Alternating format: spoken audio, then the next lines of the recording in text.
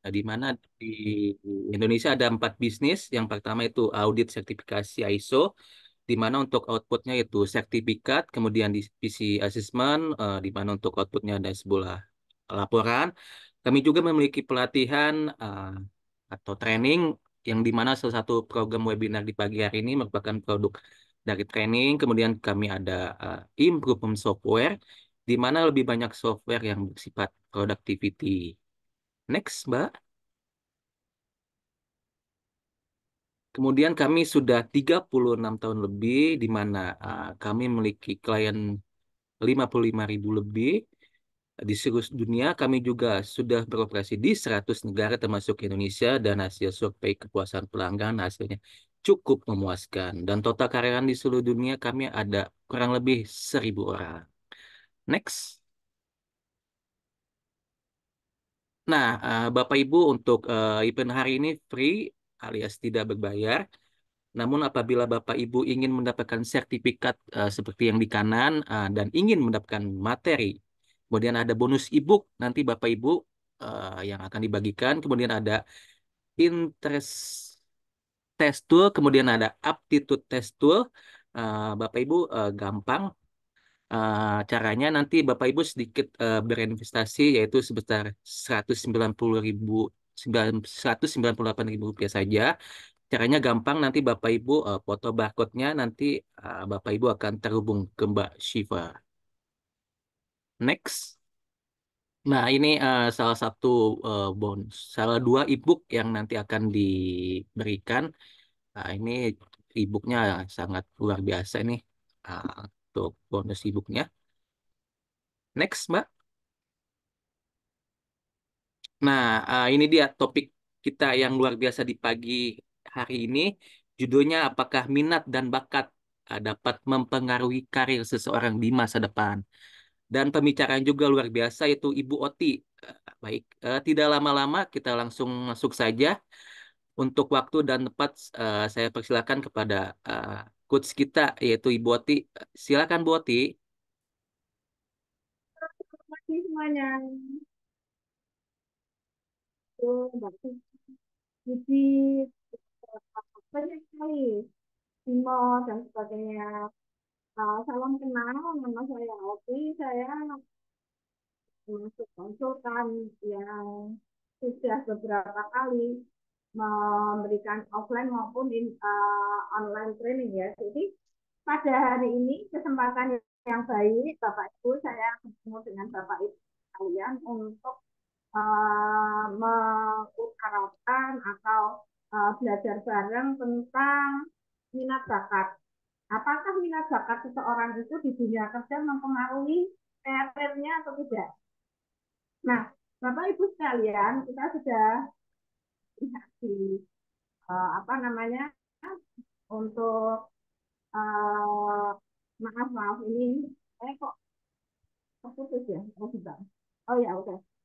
Kita dasarnya kita memilih topik ini dari beberapa klien saya dan juga dari penelitian yang dilakukan di Universitas Psikologi mengatakan bahwa minat dan bakatnya untuk jalan mempengaruhi karir yang lebih cepat.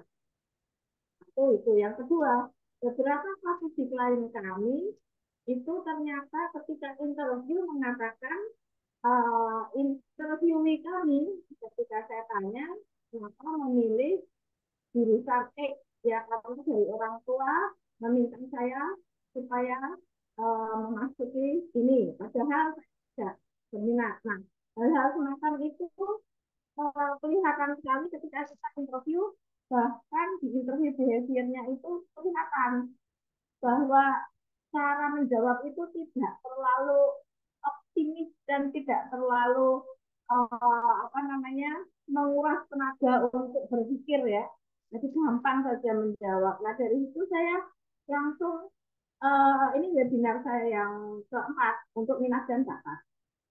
Nah uh, materi ini bisa dipakai untuk dunia kerja khususnya atau mungkin dunia pendidikan ya untuk mengetahui minat dan bakat siswa dari kelas SMP kelas 3 mau masuk SMA, atau dari SMA waktu mau masuk ke jurusan, atau di SMA yang akan masuk ke jurusan pemilihan bidang studi kuliahnya nanti. Bapak Ibu sekalian, sekarang kita akan di dunia kerja. Karena ini saya ketemu dari awal waktu saya rekrutmen, ketika saya tanya dengan interview behavior itu, mereka tidak bersemangat, bahkan tidak solutif. Nah, ternyata minat dan bakatnya beda waktu dari hasil tes. Penelitian di lapangan, kemudian yang kedua, banyak konseling-konseling yang ada di perusahaan itu beberapa mengatakan bahwa ketika jadi level staff,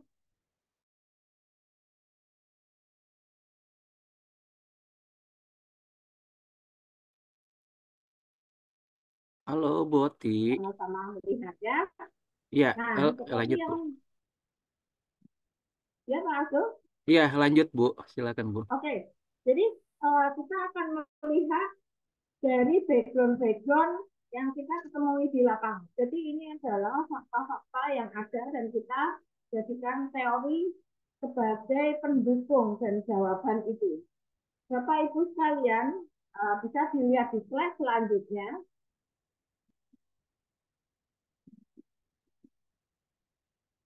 Ya, Mbak Supa, benarkah karir itu hubungannya langsung ke minat dan bakat? Yuk, nextnya.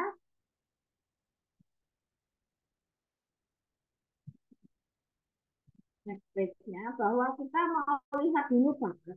Bakat itu sebetulnya apa? Bakat itu adalah gifted atau pemberian langsung dari Yang Maha Kuasa, di mana bakat itu adalah suatu sifat yang dibentuk dan tampak ketika dikasih kesempatan, dikasih jalan untuk berkembang. Contoh, karena saya ini ada bakatnya yang bakat nyanyi, tetapi orang tuanya tidak ngerti kalau dia bakatnya nyanyi. Tapi kalau sudah nyanyi, suaranya bagus, namanya pun benar. Nah, dia tidak akan terlihat keberhasilannya atau munculnya bakat itu, dia tidak ada kesempatan. Kesempatan misalnya apa? Ya ikut lomba, ya ikut apa namanya kursus. Dan ini memang tidak diajarkan oleh orang tuanya. Ini benar-benar ada dan benar-benar muncul. Nah, ada juga anak kecil yang kita tahu-tahu tuh bisa simpoa, main simpoa, hanya melihat kakinya. Dan itu memang bakat untuk menghitungnya sudah ada, ya. Nah, ini tidak diajarkan, tapi hanya melihat dan benar-benar dia bisa. Nah, ini perlu dilatih ya Bapak Ibu ya, supaya terwujud, supaya ada jalannya, supaya kelihatan. Dalam satu seminar, saya ditanya oleh guru, kalau gitu, apa ada yang namanya bakat terpendam? Oh ada. Bakat terpendam yaitu memang dari awalnya ada benih-benih, ada sifat-sifat yang sebetulnya sudah ada sejak kecil, tetapi memang tidak diberi jalan. Jadi bakat terpendamnya itu ada, ya. Tetapi ketika kita bicara masalah yang pas dengan bakatnya, maka dia akan tertarik, dia akan dengan emosional cerita, dia akan berapi-api, tidak lemes ya menjawabnya, tidak putus-putus, tetapi dengan motivasi yang tinggi sudah kelihatan sekali. Ketika diajak bicara tentang masalah, dia kok sangat berantusias sekali. Tapi ketika diajak bicara masalah bunga, masalah administrasi, dia menjawab ya asal-asal saja gitu. Nah, ini kita sudah tahu bahwa bakat itu memang harus harus dijalankan, ada dikasih kesempatan untuk berkembang. Nah, ada pun bakat terpendam tadi, lama-lama kalau tidak dikasih kesempatan, lama-lama kalau tidak diberi suatu ruangan, bahkan ditutup dengan kegiatan lain, bakat itu akan hilang, ya akan hilang. Tetapi uh, tidak serta merta mendukung, tidak serta merta mendukung aktivitas atau motivasinya. Karena dia sudah dari awal merasa bahwa saya bisa, tapi saya tidak bisa, tidak mampu. Ya. Tidak mampunya itu karena tidak diberikan kesempatan. Jadi hati-hati ketika kita memiliki karyawan, kita memiliki apa namanya murid ketika dia punya bakat menggambar ternyata kok menggambarnya bagus ya kalau dulu kok kita nggak tahu ya nah, itu jadi hati-hati juga kepada karyawan yang memiliki bakat yang terpendam karena bisa-bisa sekarang ini tidak diberikan jalan maka dia tidak akan muncul bakatnya. Nah, ini mengganggu sekali karena ketika dia justru tidak sesuai bakatnya nanti ada dampaknya. Dampaknya kita lihat ya sambil belajar di halaman selanjutnya.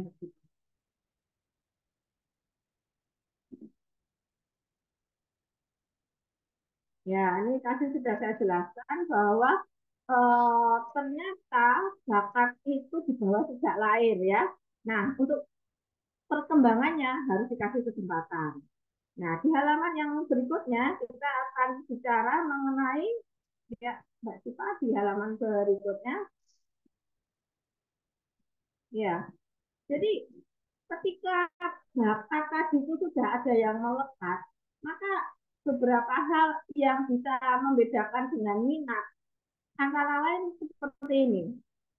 Minat itu adalah campuran dari ego, dari harapan, dari pendidikan kita, dari pandangan-pandangan kita terhadap kecenderungan lain atau kecenderungan lain yang mengarahkan seseorang pada pilihan tertentu. Jadi intinya tuh gini loh, ketika seseorang itu memiliki minat, maka hubungannya adalah senang dan tidak senang. Nah, senang dan tidak senang itu kan temporer ya. Ketika dia merasa senang karena merasa terbantu, merasa senang karena merasa ada existing dengan menyenangi bunga dengan merasa bunga kok saya kok jadi existing ya tapi karena bakatnya tidak ada jadi belajarnya kok lama ingat bahwa bakat itu kadang-kadang ketika kita dituntun itu cepat jadinya karena memang dasarnya sudah ada sedangkan minat itu ketika akan mengarahkan pada kegiatan tertentu yang disenangi itu bisa up and down, bisa moody. Kenapa? Yang namanya senang, yang namanya tertarik itu melihat keadaan di lingkungannya mendukung atau tidak, atau di dirinya sendiri ketika dia minat terhadap suatu kegiatan, kok nggak didukung ya? Saya cowok senang masak katanya, tapi lingkungan saya nggak mendukung. Katanya, wah cowok kok masak, merangkai bunga. Nah, akhirnya hal-hal seperti minat yang tertarik itu ya hanya tertarik saja melihat hasil karya orang lain tapi dia tidak merasa apa ya tidak merasa bisa menjadi bagian dari karirnya dia untuk meningkatkan potensinya dia nggak ada gitu jadi hanya senang dan ini senang ini bisa temporary ya hanya sementara saja begitu nah di halaman selanjutnya halaman selanjutnya kita bisa melihat bahwa ada dua hal yang kita harus perhatikan pada minat minat seseorang, entah itu bawahan, ya, atau entah itu karyawan atau mungkin keluarga sendiri. Uh, Minat itu tidak dipengaruhi dari faktor lain, ya, tidak kecuali tidak. Jadi minat ini muncul tidak dipengaruhi faktor lain baik kebutuhan maupun lingkungannya. Ini minat. Jadi dia benar-benar tidak dipengaruhi. Artinya apa? Ketika seseorang minat melihat dengan melihat kemudian panca inderanya merasakan dan mempengaruhi apa yang dirasa dan merasa suka, maka itu menjadi minat. Nah, minat itu bisa berubah loh, Bapak Ibu sekalian. Berubah, kenapa? Tergantung dari apa? Tergantung dari lingkungan. Kalau lingkungan dukung, ya dia akan merasa eksis. Kalau lingkungannya tidak mendukung, ya dia merasa hanya dipendam saja, seperti itu. Jadi, walaupun dipaksa, hasilnya tidak akan maksimal. Nah, kenapa kok tidak maksimal? Ya, karena tidak ada dukungan, merasa tidak didukung oleh lingkungan dan Ketika tidak didukung oleh lingkungan, maka dia merasakan ada rasa ada emosi-emosi yang dalam benaknya mengatakan bahwa ini tidak punya pengaruh yang membuat saya termotivasi untuk melakukan sesuatu yang eksis buat saya. Itu bisa jadi berubah. Anak saya minatnya waktu SMP main futsal. Nah, sekarang sudah tidak futsal, suruh futsal nggak mau. Minatnya adalah naik gunung. Kenapa? Karena lingkungan mendukung. Dan ketika sudah sampai gunung ada titik tertentu, ada satu pencapaian tertentu, dan ini bisa berubah lingkungan tuntutan ya. Nah, kemudian di halaman berikutnya,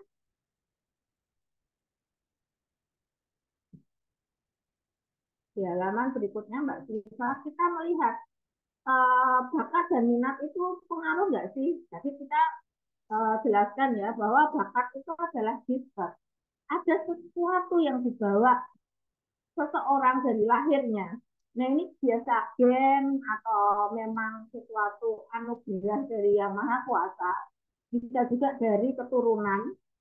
Nah itu yang dibawa dan itu akan berkembang dengan baik dan tepat ketika seseorang itu merasa bahwa kok punya ketika melakukan ini kok bisa menjadi apa ya motivasi gitu loh dan akan menjadikan suatu halangan ketika saat bekerja di bidang yang di bakatnya maka ketika ada rintangan ada halangan itu dianggap sebagai tantangan jadi tidak mudah putus asa tidak mudah untuk meninggalkan suatu kegiatan, tetapi malah mengejar di mana saya sampai di mana saya bisanya. Karena biasanya saya akan tertantang seperti ini. Nah, kalau minat akan beda ya. Kalau minat itu eh, dia akan berkembang ketika lingkungannya mendukung. Ketika dia merasa eksis dengan melakukan sesuatu karena lingkungan. Kalau lingkungannya nggak mendukung, minatnya bisa ganti. Ya. Jadi dari pengalaman ini maka dapat saya katakan minat dan bakat itu betul-betul kalau bisa sesuai maka akan menjadi motivasi. Nah motivasi kita tahu semua Bapak Ibu ya itu sebagai energi ya energi dari internal energi seseorang yang memotivasi dia untuk bekerja sehingga mencapai tujuan yang akan apa namanya dikejar itu menjadi satu tepat. Yang kedua, apabila hambatan maka dianggap sebagai rintangan dan ketiga dia akan mengalami kepuasan dan sedikit komplain, sedikit juga uh, tidak merasakan apa ya beban gitu ya, tidak merasakan bosan, boring, tekanan kerja, merasa lebih enjoy dan juga tidak psikosomatis. Nah, ada kasus seperti ini di bagian clerk administrasi akuntansi ketika di akhir bulan kok kasih minum obat flu ya. Jadi kenapa? Karena memang bukan karena tekanan kerjanya, karena memang tekanan kerja di akhir bulan itu memang seperti itu, tetapi salah-salah juga menghitungnya. Ditekan salah, ketika ditekan menjadi lebih banyak salah. Jadi memang ketika kita mengadakan assessment untuk minat dan bakat, ketahuan bahwa sebetulnya minat dan bakatnya itu di human relationship. Jadi tidak pada keuangan. Hanya karena SMK di bagian akuntansi maka dia dimasukkan di keuangan. Bagaimana menderitanya seseorang ketika memang tidak di bidang bakatnya. Jadi ada effort yang dilalui dengan sangat-sangat keras, tetapi ketika dia betul-betul berjuang, maka psikosomatis artinya fisiknya yang tidak kuat. Ya. Nah, beda dengan seseorang yang memang bakat minatnya sesuai. Mau lembur, mau ada tekanan kerja, apakah itu juga menjadi suatu target, maka dia akan mengatakan ini tantangan saya. Bisa dibilang bahwa orang yang mencintai pekerjaan yang akan lebih sukses. Nah, mencintai itu harafiahnya apa? Mencintai itu ya sesuai dengan minat dan bakatnya itu. Jadi kalau cuma cinta saja, cinta yang bagaimana kan? Seperti itu ya. Karena cinta di kerjaan kan tidak memiliki seperti manusia. Nah, cinta mencintai itu adalah dasarnya sebetulnya bakat dan minatnya kalian. Nah, di halaman selanjutnya, Mbak Siva akan menunjukkan bahwa uh, kalau bakat dan minatnya sesuai, maka karir untuk berkembang akan lebih besar, akan lebih ada kemungkinan. Karena apa? Dari hasilnya performance-nya itu tidak terpengaruh oleh tekanan kerja, ya, tidak terpengaruh oleh beberapa tuntutan-tuntutan yang ada karena menganggap tantangan dan akan diselesaikan dengan baik seperti itu, ya. Nah, di halaman selanjutnya kita akan belajar sambil lalu ya Pak. Kalau ada Bapak Ibu ada yang ingin bertanya langsung saja raise hand, silahkan dengan senang hati. Nah, alasannya apa? Karena dia mencintai ya. Mencintai itu apa? Sesuai dengan bakat dan minatnya tadi. Sehingga ketika dia lebih sukses karena tidak ada perasaan terus paksa, tidak ada kalau bahasa Inggrisnya tidak burden gitu ya. Bukan suatu apa namanya paksaan, bukan suatu tuntutan iya, tetapi dia merasa tuntutan ini harus diselesaikan seperti itu dan dirasa hambatan itu tidak ada, ya hambatan itu nggak ada. Jadi sekalipun merasa semakin tertantang, maka dia akan secepatnya memberikan respon, ya. Oke, nextnya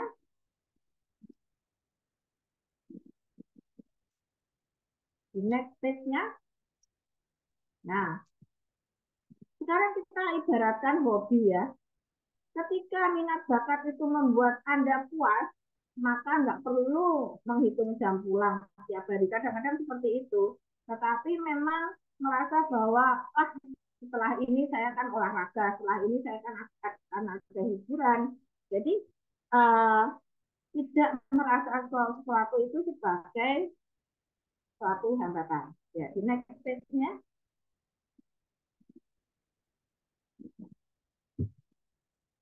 Jadi menguasai bidang ketika sesuai dengan minat dan bakat dia akan mengejar untuk berprestasi. Nah, ini ada guru besar Profesor Koming Setiawan dengan Prof. Utami Munandar mengklasifikasikan bakat itu ada 5 bidang, ya. Yaitu bakat yang tadi Mbak Siva sebelum ini. Halo, Mbak Siva yang sebelum ini tadi yang benar. Ya, saya ulang, Koming Setiawan, Profesor dan Profesor Utami Munandar ini adalah yang sangat berpengaruh di dunia pendidikan. Mereka dari UI dan menetapkan atau mengklasifikasikan bakat itu 5 bidang. Ya, ada bakat khusus yang bersifat akademik, misalnya senang dengan angka-angka, logika, bahasa, dan seterusnya. Ini adalah akademik khusus, bakat akademis. Jadi biasanya di sini orang yang berhubungan bekerja dengan angka seperti accounting, seperti guru matematika, seperti juga yang berhubungan dengan kimia, fisika, elektro, lalu juga sipil, arsitek ya.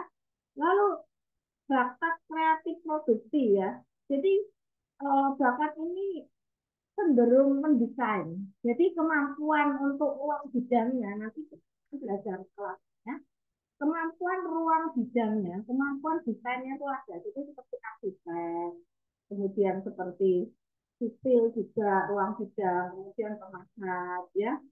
Lalu ada juga bakat seni.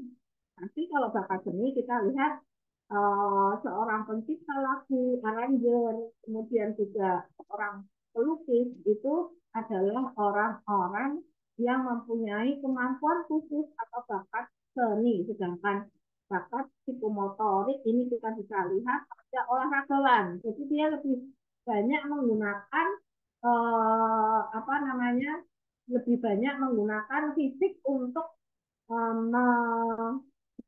menerjunkan bakatnya itu untuk supaya existing, yaitu bulu tangkis, renang, eh, mungkin juga bisa olahraga sepak bola ya, dan orang-orang yang bakatnya di bidang teknik. Jadi seperti tukang las, seperti apa namanya mekanika itu kan juga berhubungan dengan psikomotorik, bahkan apa namanya hal-hal yang dikerjakan itu sangat membutuhkan ketelitian tangan karena klinikalnya ya. Kemudian yang terakhir adalah bakat bakat sosial. Nah, bakat sosial ini pasti berhubungan dengan negosiasi, lalu kemampuan bagaimana apa namanya berorganisasi, memimpin, berkomunikasi, bernegosiasi. Nah, ini beberapa minat di bidang sosial. Misalnya, seseorang itu bekerja di bidang-bidang yang berhubungan dengan misalnya seorang PR, ya, kemudian guru, kemudian apa namanya guru, kemudian beberapa orang berkecimpung di bidang sosial eh, di BNPB misalnya itu kan benar-benar orang-orang yang mencurahkan pikiran dan tenaganya ke aktivitas sosial. Kemudian juga bisa juga bakat-bakat untuk relawan-relawan tadi ya. Ini ada pertanyaan, bisa langsung saya jawab, Mbak Sipa? Ya, silakan. Ini ada pertanyaan dari eh, Bapak Zen Boti ya. Ini saya izin Ya, membacakan Boti. Apakah bakat dan minat itu selalu terkait atau berdiri sendiri? Misal kalau saya suka komedi, itu termasuk bakat atau minat, atau bisa keduanya? Terima kasih. iya. Nah, itu dia. Pertanyaannya sangat bagus dan aplikatif. Karena seseorang yang senang masak, apakah itu bakat atau minat gitu ya? Oke, nanti akan terjawab di belakang ya Pak Zen. Eh, kita lanjut dulu ya. Pertanyaannya bagus, tapi nanti kita akan jawab di belakang. Dan Bapak akan melihat juga bakat Bapak apa, minat Bapak apa. Oke? Nah, biasanya bakat dan minat itu bisa jadi satu, bisa juga tidak. Tetapi ketika tidak, biasanya tidak berhubungan, tidak langsung berlawanan.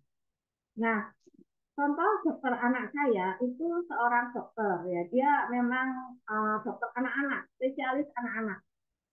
Itu adalah uh, minat dia. Memang minatnya dari dulu itu ingin jadi dokter, ingin melayani, ya. Kemudian dia punya bakat yang nggak jauh dari situ, yaitu melukis. Dan lukisannya itu sering dijual di balai lelang Christie yang Singapura. Tetapi hasilnya tidak pernah buat keuntungan, tapi digunakan untuk anak-anak thalassemia karena dia dokter anak ya, beliau dokter anak dan bakatnya dengan minatnya nggak jauh beda itu. Dan itu memang ada. Saya tiga-tiga anak saya dipegang oleh dokter tersebut. Dan beliau tuh jam 4 pagi bangun untuk melukis dulu sampai beliau bekerja di bidangnya. Nah, itu sejalan. Jadi sekarang sudah profesor dan memang eh, apa namanya bakat dan minatnya tidak jauh beda untuk anak-anak. Kemudian juga melukis, melukisnya juga keindahan alam yang apa namanya realisme seperti itu, ya. Oke.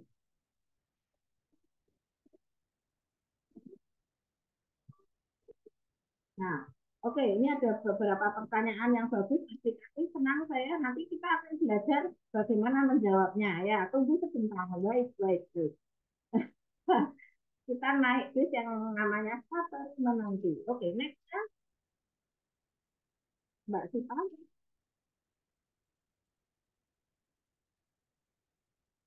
Next page, Mbak Sipa. Ya, kita yang tadi Mbak Sipa sebelum ini yang nomor satu. Ya, nah sekarang kita mau bicara masalah minat. Tadi kan bakat ya. Nah, kalau minat kita golongkan menjadi dua, yaitu vokasi dan avokasional. Yang pertama, vokasional itu berhubungan dengan bidang pekerjaan. Nah, yang namanya vokasi kan bidang pekerjaan ya. Minat profesionalisme, misalnya yang berhubungan dengan seni, ilmu, pekerjaan, itu minatnya ya. Seperti tadi dokternya anak saya tadi memang seperti itu. Kemudian minat komersil. Nah, komersil itu adalah eh, saya minat untuk pekerjaan akuntansi, dunia usaha, periklanan, sekretariatan, marketing, jual beli, kemudian juga apa namanya trainer itu adalah di situ. Tapi ada juga yang kegiatan fisik ya, minat kegiatan fisik itu berhubungan dengan fisik yaitu mekanik dan kegiatan luar lainnya menggunakan fisik ya. Di halaman berikutnya adalah minat vokasional. Yuk kita lihat apa yuk yang minat vokasi itu ada bidang kerja yang avokasional apa Mbak Sipa di halaman berikutnya.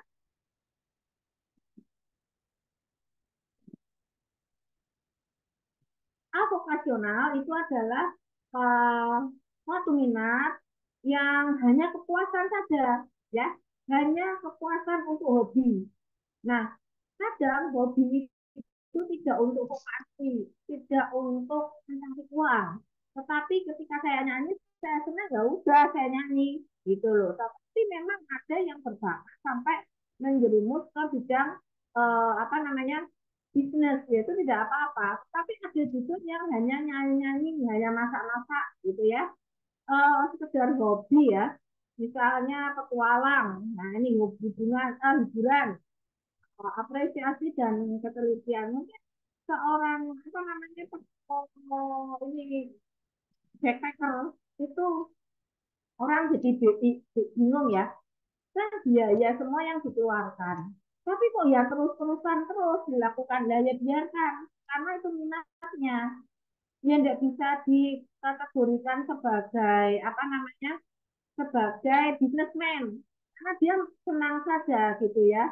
Tetapi ketika minatnya di bidang petualang itu menjadi bakat dan bakatnya itu masuk ke bidang profesional, maka dia mungkin menjadi guide gitu.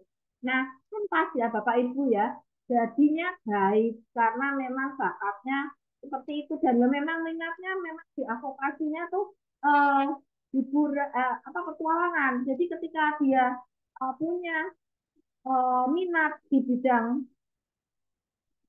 petualang, kemudian minatnya di bidang petualang, kemudian juga ternyata bakatnya ada di bidang bisnis, maka bisa jadi dia seperti apa namanya membuka guide gitu ya, pelayanan untuk guide dan jalan-jalan terus itu ya.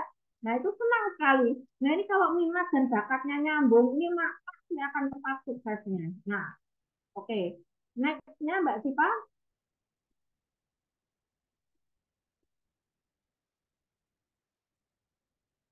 next page-nya Mbak Sipa.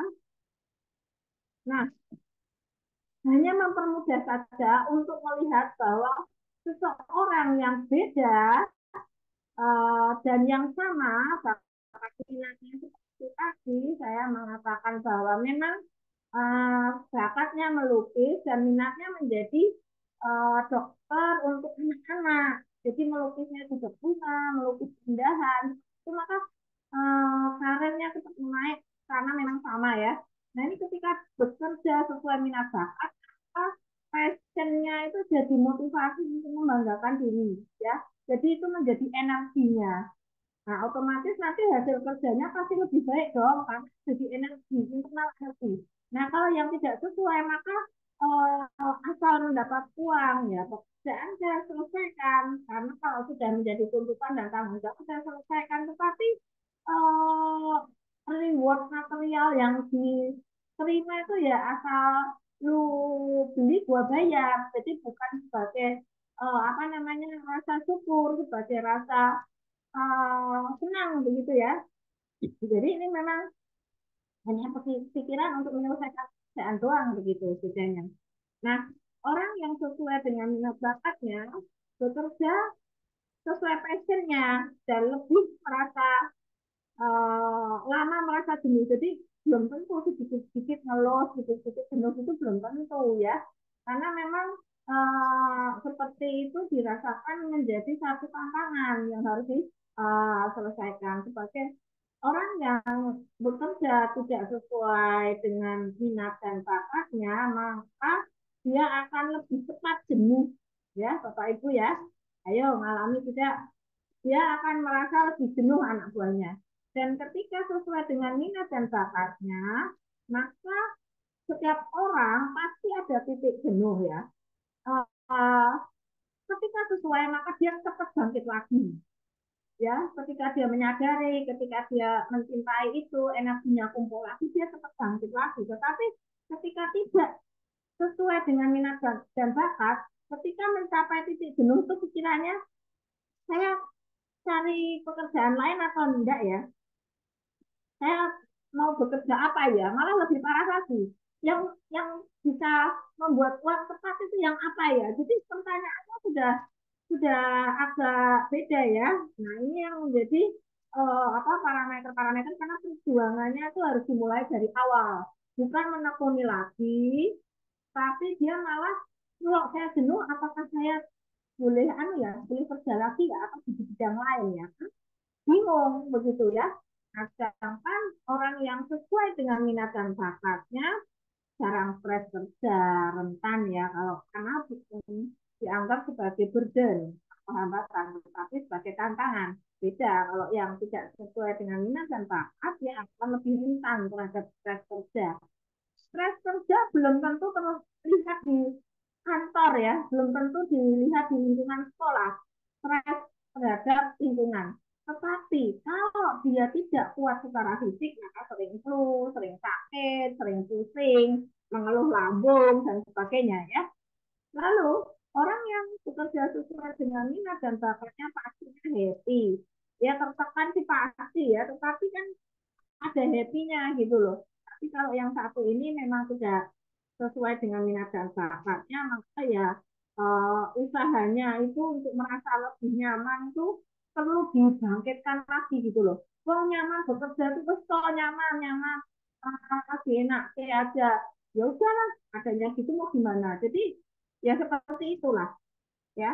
Tapi beda ketika minat dan bakatnya itu sama, maka dia pasti ada engagement antara minat dan bakat, antara internal energi dengan eksternal yang dilakukan dia, sehingga orang itu bisa melihat performance-nya bagus, bukan merasa paksaan dalam bekerja, dan ini karirnya pasti lebih banyak, lebih cepat ya. Nah, sekarang yang tidak sesuai dengan minat bakatnya, maka waktu mohon, Mohon maaf Bu Oti, tadi hmm, oh ya, ada apa-apa, ada apa-apa. Oke, bisa diulang ya. ke- tadi sudah sampai, Ya, 21, halaman 21. oh ya, baik Ibu.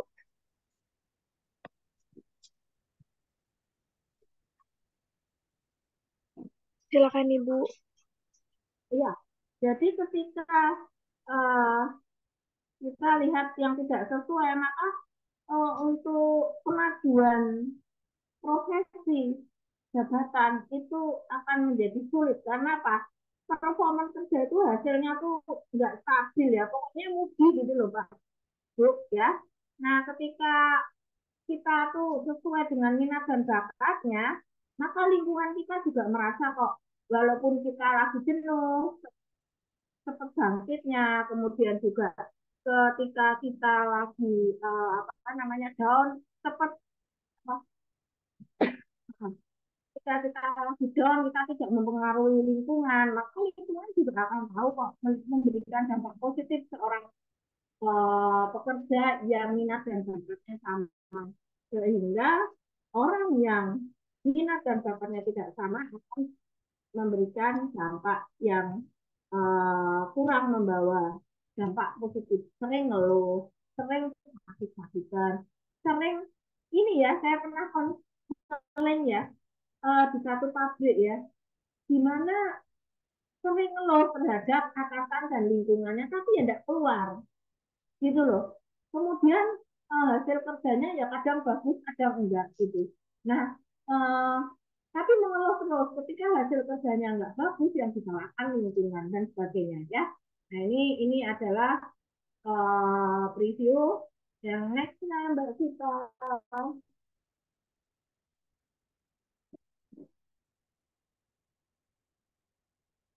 Next page-nya Mbak Sita. Ya, nah, ini saya akan menjawab beberapa pertanyaan ya. Cara untuk mengetahui minat bakat yang dimiliki itu gimana sih?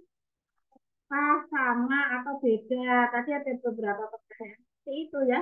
Kalau kita mau tahu minat, itu dari hobinya. Kemudian kalau kita bicara-bicara itu dia lebih apa ya, lebih termotivasi di bidang apa gitu. Kalau diajak bicara mengenai konten kok ya ada banyak, tidak begitu banyak. Tapi ketika diajak bicara mengenai masak, memasak, dia berbinar-binar, menjelaskan lebih detail dengan senyum wajahnya sumringah orang Jawa begitu ya, kita tahu oh ini minatnya di sini gitu. Kemudian kita juga bisa melakukan aktivitas sehari-hari mengamati. Kita tidak bisa mengamati seseorang hanya untuk melihat bakat dan minatnya saja ya. Atau mungkin kita tanya langsung ke orangnya juga bisa. Tapi yang lebih objektif dan lebih apa ya maksudnya lebih saintifik kalau ingin melihat bakat dan minat seseorang itu melalui tes minat dan bakat. Sebelum sampai ke tes minat dan bakat, ada yang ingin ditanyakan? Ya, baik Ibu. Tadi ada eh, pertanyaan Ibu dari Ibu Ika Gunawan. Kalau ternyata di belakang hari ditemukan Iya. karyawan yang bekerja tidak sesuai dengan bakat dan minatnya, apa yang kita harus lakukan, Ibu? Terima kasih. Oke. Jawabannya ada dua. Yang pertama, apakah sudah tahu bahwa minat dan bakatnya itu berbeda? Itu dulu. Saintifiknya harus bicara itu dulu. Kalau memang berbeda, maka mau nggak mau, kita juga harus ada action yang kedua. Hasil kerjanya mempengaruhi nggak? Kalau selama ini hasil kerjanya tidak terpengaruh, ya sudah.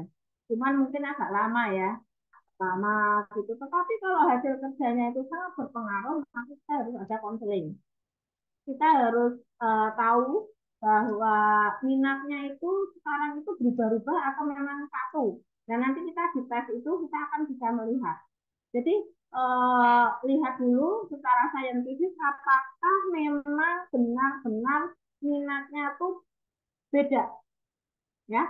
Kalau beda, maka kita lihat hasil kerjanya ya, pengaruh atau tidak. Kalau berpengaruh tepatnya mungkin kerjaannya jadi tidak teliti, orangnya sering sakit-sakitan sehingga penyelesaiannya lambat, ada gejala-gejala seperti itu maka harus cepat diselesaikan, diajak konseling dan kita lihat nanti sebetulnya arahnya kemana, bakat atau minatnya, seperti itu. Ada juga orang yang senangnya itu pada tanaman. Ini benar-benar kejadian.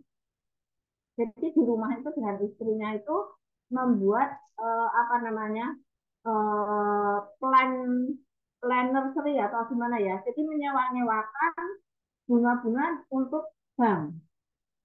Dulu beliau itu dimasukkan di PPIC di pabrik. Itu kerjanya marah-marah terus. Ada anak buah yang sudah nurut itu dimarah-marahi terus. Nanti ada anak buah yang satu hari tidak masuk itu kalau masuk melu-melu padahal sakit dan membawa surat dokter. Kinerjanya tidak bagus dan efek dari lingkungannya kena. Ketika kita tes, maka kita tahu bahwa bakatnya di situ, kemudian minatnya juga ada di sales ternyata.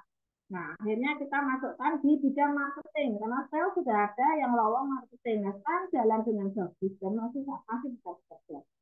Nah, hal-hal semacam itu pasti namanya take action ya. Tetapi strategik ini harus kita tempuh dengan mengetahui benar-benar nggak secara saintifik minat dan bakat itu beda. Oke, yuk kita terusin di yang kedua. Materi yang kedua nanti akan menjawab semuanya. Nah, Mbak Siva, kita masuk ke materi untuk mengetahui bakat dan minat.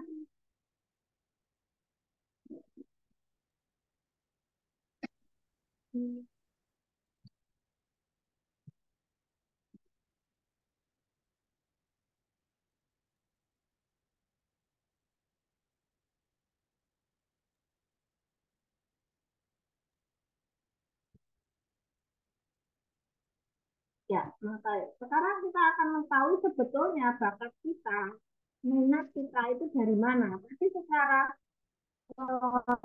sehari-hari kita bisa melihat dari mimik wajah, dari intonasi berbicara, lebih semangat, lebih termotivasi, energinya dari mana, gitu ya. Nah, itu bisa, tetapi kan itu kurang saintifik ketika orangnya lagi sakit atau apa kan dia juga lemah juga ya cara bicaranya. Nah, sekarang kita akan lebih ke saintifik, lebih ke ilmu yaitu dengan melakukan tes. Sebetulnya bakatnya di mana, minatnya di mana. Nah, gitu ya.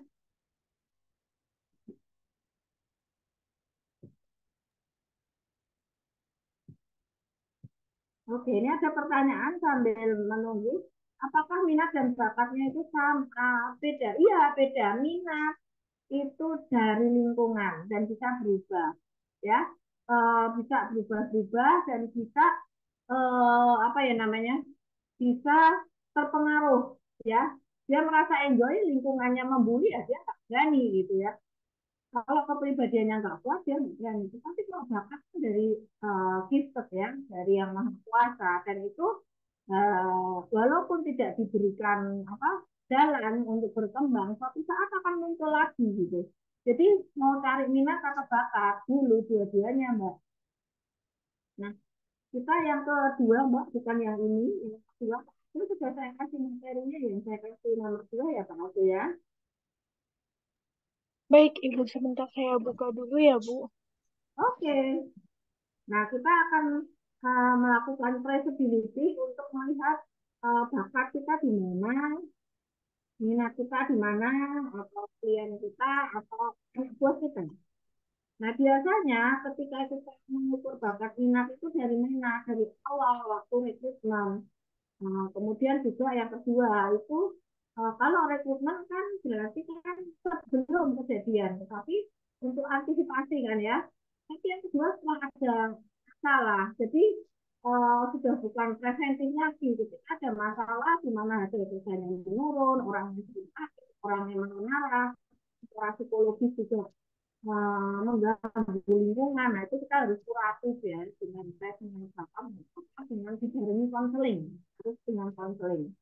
Sekarang kita akan melihat teori untuk mengukur bakat dan minat itu bagaimana ya.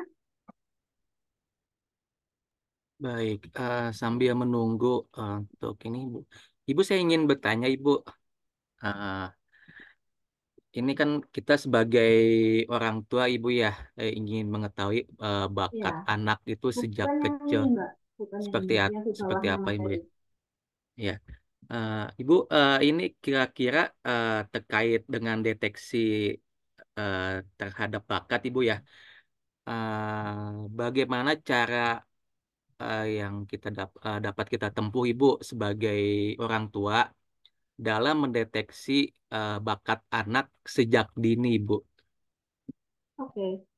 Nah, untuk psikologi pendidikan itu bakat bisa dilihat secara nyata di usia bawah 5 ya. Tetapi hanya bisa dilihat secara kebiasaan sehari-hari. Tetapi ketika sudah usia 7 sampai 8 itu sudah bisa dilihat dengan melakukan tes dan juga dengan wawancara. Jadi di anak-anak sejak dini itu ketika diminta untuk nyanyi kok senang, diminta untuk nyanyi kok ini nggak mau, maunya kok senangnya menggambar begitu. Nah, itu di bawah 5 tahun bisa. Tapi untuk pengukurannya itu lebih tepat ketika anak itu sudah bisa berpikir. Ya, berpikir itu antara 7 sampai 8 tahun. Maka psikotes anak untuk minat dan bakat ada sendiri. Jadi anak ini diminta untuk melihat beberapa gambar, kemudian menunjukkan mana yang baik, ya, kemudian mana yang kamu suka, mana yang enggak. Kemudian memilih gambar atau aktivitas di mana aktivitas itu dibagi dua, mana yang kamu tidak sukai gambarnya, ayo dikasihkan ke sebelah kanan, yang kamu suka sebelah kiri. Nanti dengan konseling nanti kita akan gabungkan dan itu akan terdeteksi seperti itu Pak Arti. Oke, baik. Materi saya mana ya? Atau boleh eh, dikirimkan Ibu ke Mbak Siva untuk materinya Ibu. Iya, betul, Bu. Mohon izin, apakah yang ini, Bu? Ya, ya, ya, ya, betul, betul. Iya, Nah, baik, Bu. sekarang kita akan melihat tes bakat. Tes bakat ini sudah bisa dilakukan anak-anak ya. Ya, alatnya beda, alatnya dengan dewasa itu beda, tetapi kriterianya itu sama. Artinya ketika anak di bawah 10 tahun dengan di atas 10 tahun itu beda alatnya. Tapi nanti interpretasinya akan sama. Nah, kita akan menggunakan alat multiple intelligence atau tes bakat. Kita mau mengetahui sebetulnya bakat karyawan kita itu di mana. Ya, di multiple intelligence namanya juga multiple. Itu ada 8 bakat, yaitu yang berhubungan dengan fisik atau body, dengan diri sendiri yaitu intraperception, dengan orang lain ya interperception, interpersonal, kemudian dengan kata-kata atau word, kemudian logic thinking, kemudian juga dengan picture atau gambar, musik dan alam. Ya, ada delapan kriteria yang ingin saya berikan penggambarannya untuk menggambarkan seorang uh, karyawan di mana bakatnya. Halaman berikutnya, Mbak. Nah, multiple ini dicetuskan oleh Howard Gardner ya, psikolog dari Harvard. Tadinya awalnya 7 jenis kecerdasan atau jenis bakat, tetapi dikembangkan menjadi 8. Oke, next page-nya. Ya, next page lagi ini sudah saya jelaskan di awal ya bahwa komponennya bisa dilihat. Ini adalah kecerdasannya linguistik, matematik, spasial, kinestetik, musik, intrapersonal, dan naturalis. Nah, kemudian ini adalah secara biologi kedokteran. Kalau kecerdasan linguistik itu di mana letaknya yang berkembang, lobus temporal kiri dan lobus bagian depan. Nah, biasanya lobus ini di bagian kiri dan depan ini jangan sampai rusak karena nanti kecenderungannya untuk linguistik, untuk cara berbicaranya juga akan terganggu. Demikian. Ini hanya biologi. Di next page-nya ya, kecerdasan tadi itu akan ditemui linguistik pada anak-anak terus sampai usia lanjut. Orang yang suka dengan bahasa itu biasanya lebih awet karena linguistik itu akan menjadi cerminan bagaimana dia akan berbicara, bagaimana dia akan berkomunikasi ya. Lalu matematika itu memuncak pada remaja. Jadi menurun pada usia 40 tahun biasanya kalau sudah ada kalkulator jadi sudah nggak mau ya. Tapi juga bukan itu, tetapi adalah basic-basic matematikal, cara berpikir. Jadi kalau ada anak yang usianya 20 atau 18 tahun sudah nggak suka matematika, maka dipaksa pun tidak tidak akan bisa apa ya, tidak akan bisa membahagiakan gitu ya, karena memang ini minatnya di situ. Lalu spasial. Nah, nih Pak Aldo tadi anak usia 9 sampai 10 tahun ini peka terhadap artistik dan sampai tua. Biasanya nih orang-orang yang benar-benar suka nyanyi, kemudian suka menggambar, nah menyanyi ya, bukan musik ya, kan artistik, kemudian suka membuat patung, suka mendesain, itu biasanya sudah muncul di anak-anak usia 9 sampai 10 tahun. Dan waktu sampai tua, waktu diukur masih ada. Nah, kinestetik itu bervariasi, gantung komponen kekuatannya. Domainnya kinestetik itu pada fisik ya. Jadi misalnya binaraga, mungkin juga ini apa? Ada orang teman saya itu yang perempuan, tetapi memang guru dari ini ada gimnastik gitu ya. Dan kemudian dia juga kebetulan dia juga suka untuk melatih senam ya. Nah ini bervariasi ya, munculnya ini bervariasi, bukan pada target umur. Kalau musik itu berkembang dan apa namanya paling awal biasanya, kadang mengalami krisis perkembangan ya. Kalau orang yang suka musik itu biasanya senangnya diam, anaknya diam. Lalu kalau ada musik mendengarkan, susah diajak ngomong nih. Tapi ketika dia dengar musik, dia mungkin akan mojok atau di kamar sendiri dan menikmati sendiri. Orang ini agak susah, apalagi nanti kalau sudah senang menciptakan lagu, dia nggak akan suka diganggu dengan beberapa orang. Nah, bagaimana dengan apa namanya interpersonal? Ini 3 tahun pertama. Jadi ketika Bapak Ibu ingin meningkatkan, melihat apakah anak itu interpersonalnya bagus, dilihat dari 3 tahun pertama. Nah, interpersonal itu apa? Nanti kita akan bicara ya. Kalau intrapersonal itu eh, membentuk batas ya, membentuk dia sudah tahu kok antara ini ibu saya, ini orang lain, ini juga kakak, ini adik, ini om, ini tetangga itu dibangun di usia 3 tahun. Sehingga apa? Kalau memberikan aturan tata tata cara sopan santun etika meningkatkan moral itu di usia 3 tahun pertama itu paling bagus.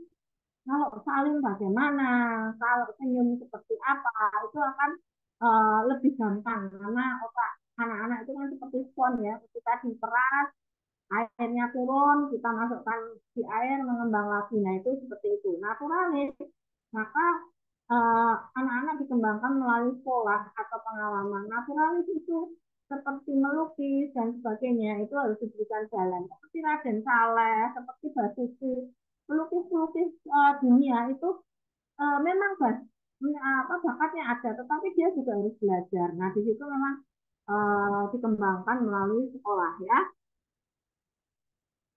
Nah, oke, ini ada pertanyaan yang bagus juga. Ini dari Pak Lausan ya.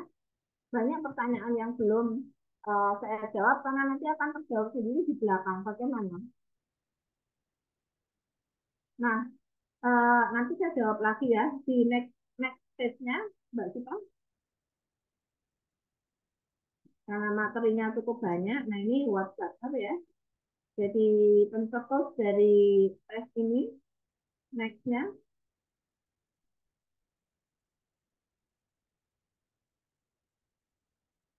Nah, ini adalah kecerdasan linguistik ya.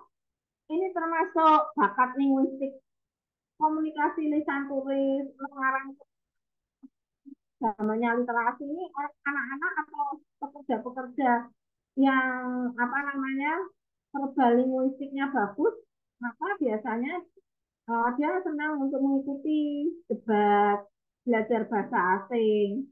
Kalau game ya game tentang bahasa, kemudian membaca, lalu apa senang mengutip ayat-ayat gitu ya, dikirim ke WA gitu ya. Tidak mudah salah tulis, kemudian suka membuat puisi, lelucon ya. Biasanya ini di PR ya, Bapak Ibu ya. Uh, di kita tempatkan di PR. Cocok ini. Kemudian yang next lagi Mbak Sita. Ini adalah bakat linguistik ya, hubungannya dengan verbal. Nextnya Mbak Sipa, logik matematik. Nah, ini tentang apa?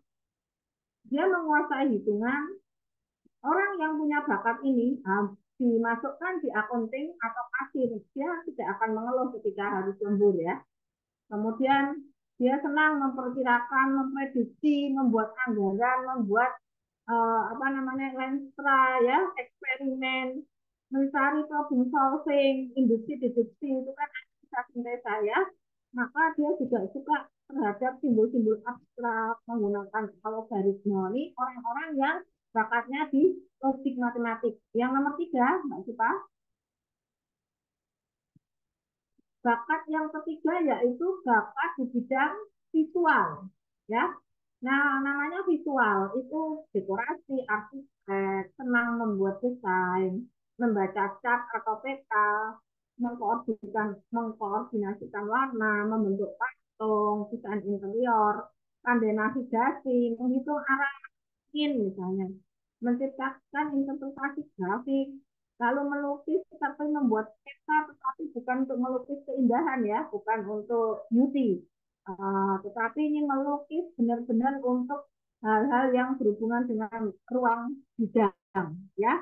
Nah, ini adalah bakat di bidang spasial. Kalau nanti di tes, maka di sini biasanya orang-orang yang berhubungan dengan apa namanya bangunan, kemudian eh, merencanakan eh, PPIC, merencanakan anggaran, kemudian orang planning, kemudian orang-orang yang berhubungan dengan apa namanya interpretasi grafik mungkin di QA atau QC, quality control ya. Oke, nextnya Mbak Sipa.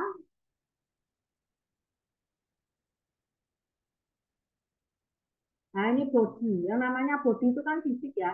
Dia suka sekali dengan ekspresi mimi atau gaya. Dia atletis, menari, menata tari, seperti Pak Budi ini Towo. Itu pasti nggak usah dites, pasti bakatnya di situ. Terampil dengan motorik halus ya. Disuruh apa namanya motorik kasar nggak bisa. Motorik halus, motorik halus. Kemudian koordinasi tangan dan mata. Biasanya motorik kasar dan daya tahan itu ada, tetapi nggak begitu banyak. Mudah belajar. Kemudian kalau belajar dia harus eksperimen. Kalau belajar hanya teori dia nggak mau. Mudah memanipulasi benda dengan tangannya. Nah ini biasanya orang-orang yang berhubungan dengan apa ya membentuk suatu ini apa ruang bidang gitu ya. Membuat membuat balok, membuat bangun-bangun gitu ya. Suka ini uh, membuat gerak-gerik yang anggun dan pandai menggunakan bahasa fisik ya. Kemudian yang kelima,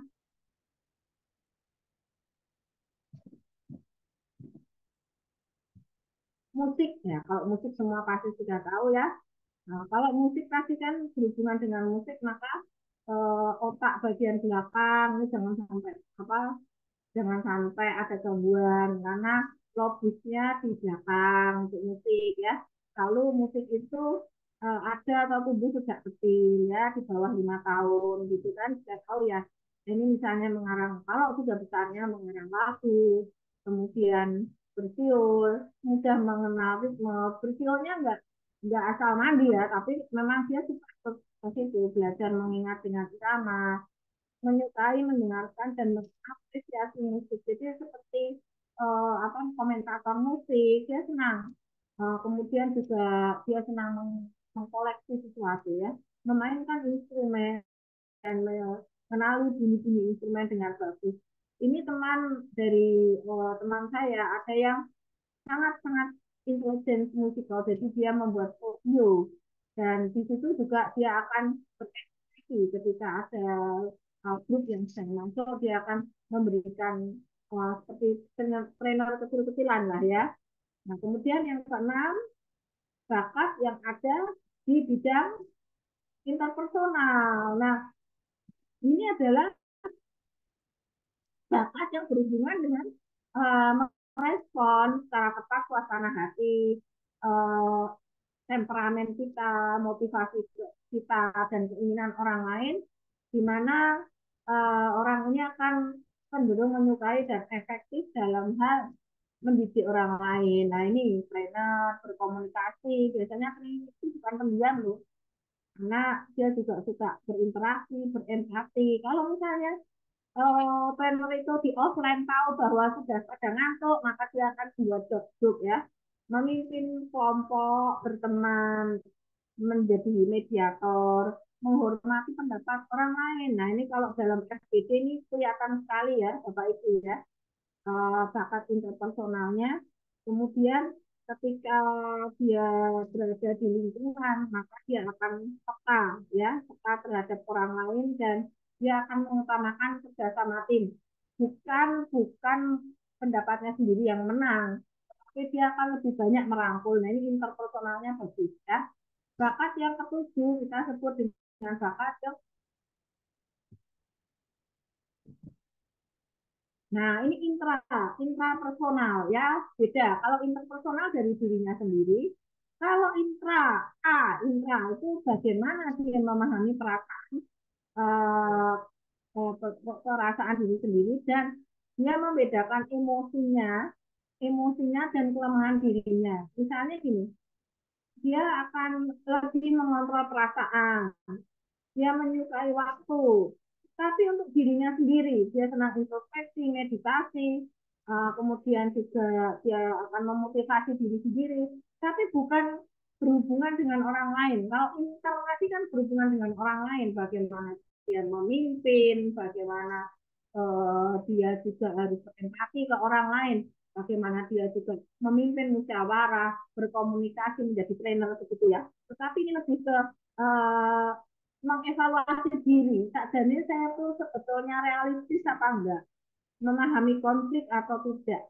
Nah, di intrapersonal intelligence ini biasanya adalah orang-orang yang cenderung memberikan apa namanya, soft skill ya, soft skill yang NLP segala macam itu ya. Jadi bagaimana dia harus mengolah diri sendiri sehingga dia bisa baru memberikan ke orang lain. Ya, seperti itu. Yang terakhir adalah yang ke-8, natural. Nah, ini suka terhadap lingkungan, terhadap alam, backpacker misalnya. Kemudian juga menyewakan tanaman untuk tanaman hias ya. Ini menyukai tumbuhan, hewan, mengkoleksi, malah ada juga yang ketika minatnya di bidang bisnis bisa jadi membuka ini toko untuk apa namanya, menjual juga dia menanam suatu tanaman yang bisa dimanfaatkan untuk bisnis. Tapi dia juga mengenali beberapa lingkungan, dan dia akan terhadap lingkungan, dan apa namanya, dia juga contohnya adalah penjinak hewan. Kalau dulu di situ ada Panji, kemudian Steve Irving ya, itu dia akan mengerti, memahami spesies-spesies tertentu, dan dia akan melatih hewan. Kemudian dia akan bekerja di kalau zaman dulu kan ada sirkus gitu ya, dia akan senang sekali, atau dia akan menjadi fotografer di alam. Hal-hal semacam itu adalah zakat naturalisme ya. Oke. Okay. Nextnya,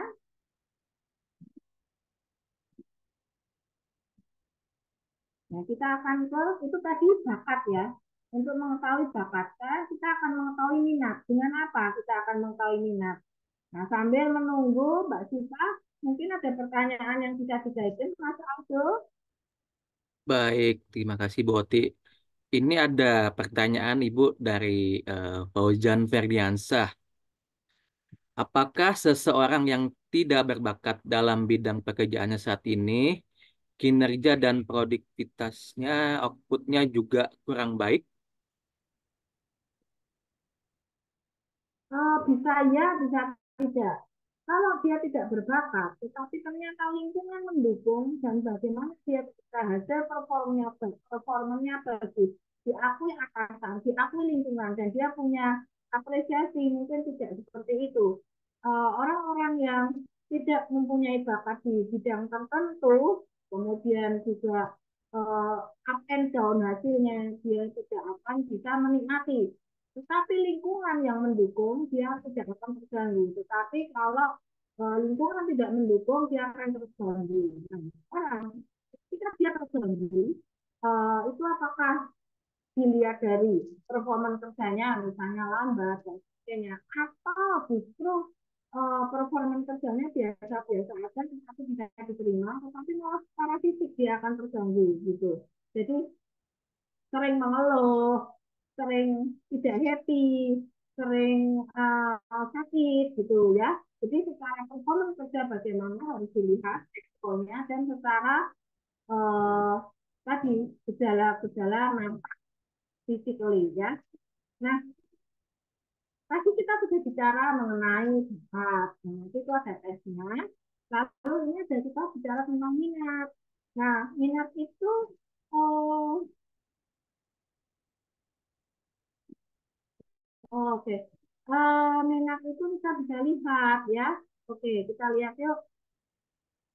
Tes minat itu ada 228 sesi yang dikerjakan dalam 35 sampai 45 menit ya. Nah, untuk tes ini, tes namanya tes Holland itu untuk mengetahui minat ya. Nah, kita langsung aja ke hasil tesnya tadi, nggak sih tahu hasil tes minat bakat yang Excel.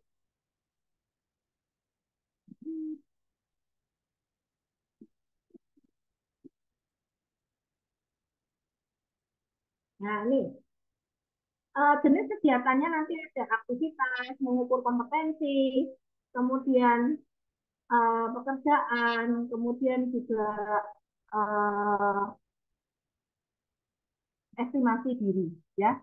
Nah, ketika kita melakukan SDS Holland ini, nextnya ini sangat menarik untuk melihat apakah minat Bapak Ibu terhadap anak-anak itu atau bawahan menjadi terganggu atau tidak.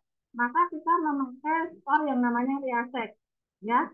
Nah, RIASEC itu terdiri dari tingkatan, nanti kita akan belajar, di mana satu kode huruf yang skornya paling tinggi adalah minat. Tetapi kadang-kadang orang itu tidak bisa ya, yang namanya minat itu satu. Mungkin bisa dua atau tiga, sehingga kita ambil tiga skor yang paling tinggi awal. Jadi skor yang tinggi itu yang dimiliki setelah melakukan tes itu adalah minatnya, ya. Kemudian kita lihat ini untuk occupation ya, untuk bekerja, untuk pekerjaan, untuk dunia kerja. Nextnya, kalau kita melihat hanya satu kode tertinggi itu eh, tidak apa-apa, tetapi minat orang kita juga harus cek. Siapa tahu dia masih bingung terhadap minatnya saat ini. Nextnya,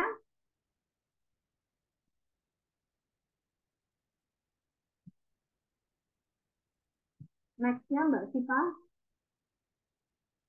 Nah, ini nanti adalah cara membaca hasilnya. Total score lebih dari 150, maka dia dikatakan kalau laki-laki tinggi, tapi untuk wanita minatnya di bidang tertentu dari hasil tes nanti di atas 147 itu tinggi. Tapi ketika 129 sampai 149 laki-laki itu rata-rata, sedangkan wanita 128 sampai 46. Ini adalah skor-skornya. Nanti kita akan melihat hasil tesnya ya. Ini kita pertunjukkan saja skornya itu juga kategorinya berjenjang, tinggi, rata-rata, dan rendah minatnya ya. Jadi jangan mengatakan minat kamu itu di bidang musik ketika kita cek di tes psikologi ternyata rendah ya. Oke, nextnya Mbak Sipa. Nah, eh, ini menggunakan elevation atau nanti memiliki kepribadian elevation yang tinggi tadi, kepribadiannya positif, antusias, efektif dalam bidang edukasi. Tetapi yang lemah, elevasinya lemah, memiliki sifat depresi, kurang mampu mengembangkan diri, dan masih terbayang-bayang peristiwa yang sebelumnya, jadi kurang bisa move on gitu ya, sehingga menghambat untuk mengejar minatnya. Kurang ekspresif juga. Nah, ini elevation ini bagaimana? Oke, elevation kan kita lihat di next-nya. Tadi kan dengan poin-poin itu ya, next-nya Mbak Sipa. Nah, ini konsistensi ya. Jadi nanti kita lihat ketika dari hasil tes yang dilakukan, kita ada 1, 2, 3, 4, 5, 6. Ya, kita lihat bersama-sama ada 6 sudut ya. Ada 6 kriteria, yaitu realistik, sorry, realistik, kemudian investigasi. Realistik itu lebih banyak berhubungan dengan pekerjaan-pekerjaan yang berhubungan dengan investigasi, pasti orang-orang yang bekerja di laboratorium, bekerja di bidang kepolisian, aktivis sudah pasti tahu semua, bidang sosial, bidang enterprising, dan konvensional. Nah, nantinya apa akan ada di tesnya nanti ya. Nah, ini adalah sangat-sangat menarik ketika seseorang seseorang punya minat pertama realistik, kemudian yang kedua investigasi. Nah, ini kan dalam kotak ini sudah standar ya, dalam segi 6 ini sudah standar, maka eh, dikatakan bahwa ini adalah adjacent atau memang ada korelasinya. Tetapi ketika dia minat yang pertama di bidang realistik, kemudian minat yang kedua di bidang enterprising, maka dia ini sebetulnya tidak bersebelahan. Ya, kalau bersebelahan ini kuat ya, realistik investigasi, investigasi ke aktivistik. Kemudian minat yang pertama misalnya artistik ke sosial, yang kedua itu bersebelahan malah dikatakan sebagai punya minat yang kuat. Jadi memang di situ minatnya. Nah, ketika dia katakanlah konvensional, dia dengan realistik, yang pertama dan kedua atau kebalikannya, maka dengan bersebelahan ini, dia minatnya pertama dengan kedua ini sudah kuat. Tapi apabila dia minatnya tidak bersebelahan, tetapi hanya berseberangan, misalnya minat pertama konvensional, minat yang kedua aktivis ini adalah berseberangan, maka ini dikatakan oposit ya. Oposit itu ini masih bingung terhadap minat pertama atau minat kedua atau lagi mencari sebetulnya saya itu seperti apa gitu ya. Jadi ketika Anda melakukan tes Bapak Ibu minatnya di enterprising, tetapi minat yang kedua di bidang investigatif, maka ini adalah berseberangan. Nah, ini bisa dikatakan bahwa ini adalah oposit. Dia masih bingung terhadap minat bidang kerjanya. Nah, kalau misalnya dia realistik dengan enterprising, ini tidak berseberangan tetapi masih dalam satu garis, maka bisa dikatakan minat pertama dengan minat yang kedua ini sudah kuat, tetapi memang ada kalanya jenuh, ada kalanya apa namanya tidak kuat. Nah, ini memang apa namanya memang bisa dikatakan demikian, tapi bukan berlawanan. Misalnya apa namanya investigatif dengan sosial. Nah, investigatif dengan realistik misalnya ini ya, dengan artistik. Nih, ada ininya, ada garisnya ini. Ini boleh dikatakan bahwa ini masih dalam kuat, masih dalam relasi yang kuat. Misalnya minat satu realistik, atau minat satunya artistik, minat duanya realistik, kebalikannya misalnya ya. Lihat di garisnya ini tidak berseberangan. Maka ini masih bisa dikatakan kuat, hanya kadang-kadang masih terpengaruh. Nah, tetapi ketika dia sudah benar-benar berseberangan seperti investigasi, enterprising dengan investigasi, kemudian uh, realistik dengan sosial. Nah, ini dia.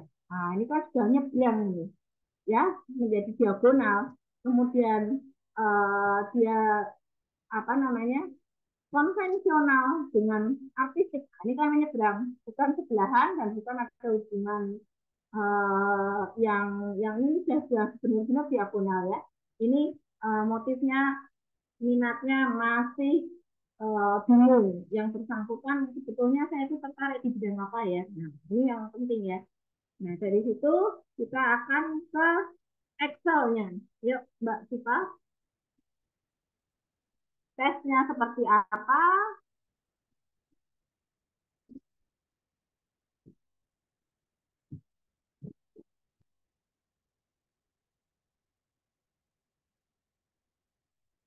Yang terakhir di Excel, Mas Aldo.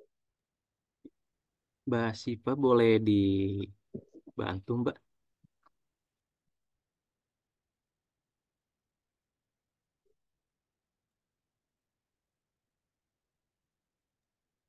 Mohon ditunggu ya, Ibu Oti dan Bapak Ibu.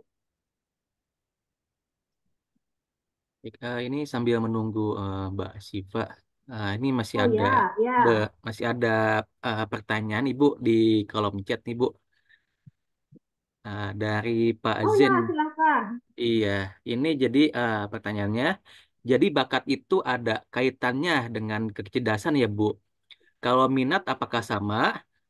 Kemudian bagaimana cara mengasah bakat dan minat? Terima kasih. Oke. Bakat dan minat itu beda-beda. Apakah ada hubungannya dengan kecerdasan? Nah, harus ada tes. Bakat yang kuat biasanya ketika dia bisa berkembang lebih cepat karena kecerdasannya mendukung. Jadi mengukur bakat, mengukur minat, dan mengukur kecerdasan itu beda-beda. Nah, apakah minat itu bisa berkembang?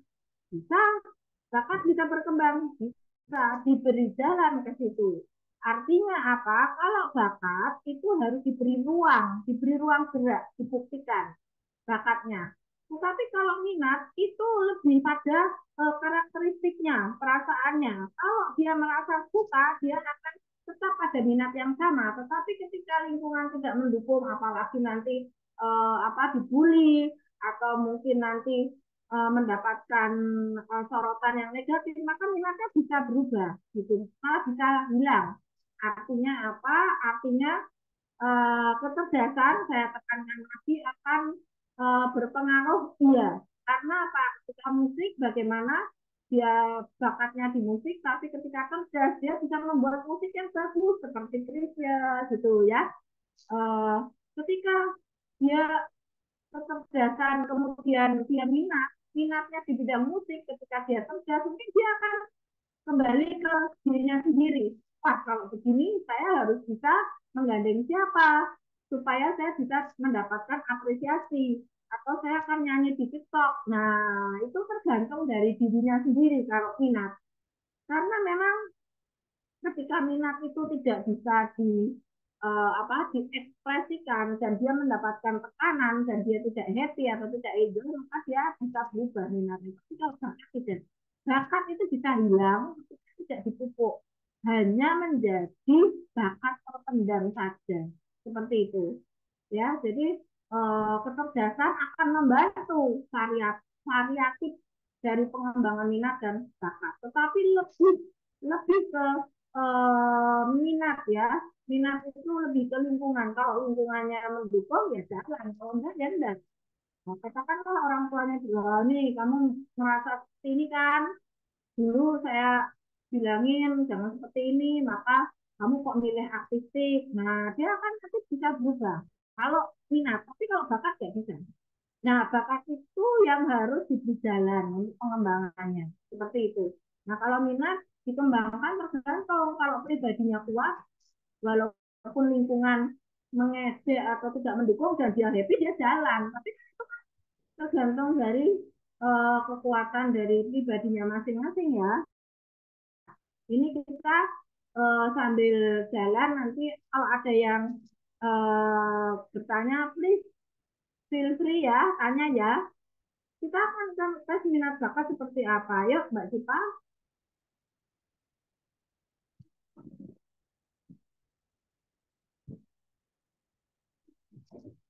Nah Bapak-bapak ini adalah salah satu apa namanya tes yang akan kita gunakan, yaitu tes minat, SGS. Gampang kok. Jadi kita ketika mendapatkan tes ini kita langsung memberikan instruksi, instruksinya sudah ada di atas ya. Lalu klien kita diminta untuk menjawab. Kalau Y maka dia harus memberikan silang di Y. Artinya kalau N itu no, kalau Y yes. Artinya apa? Kita sedang mengukur. Kita sedang mengukur apa? Kita sedang mengukur minat, ya. Kita mengukur minat. Nah, minat itu dalam setiap pertanyaan ada statement-statement. Klien kita minta untuk menuliskan identitas dulu di kiri atas, lalu membaca instruksinya. Instruksinya sudah ada, kemudian cara untuk menjawab adalah dengan memberikan silang, ya, silang terhadap statement-statement yang ada di tes ini. Gampang kok, nanti juga ada caranya untuk mengerjakan. Nah, hasilnya nanti setelah selesai, maka di sheet berikutnya Mbak Sipa.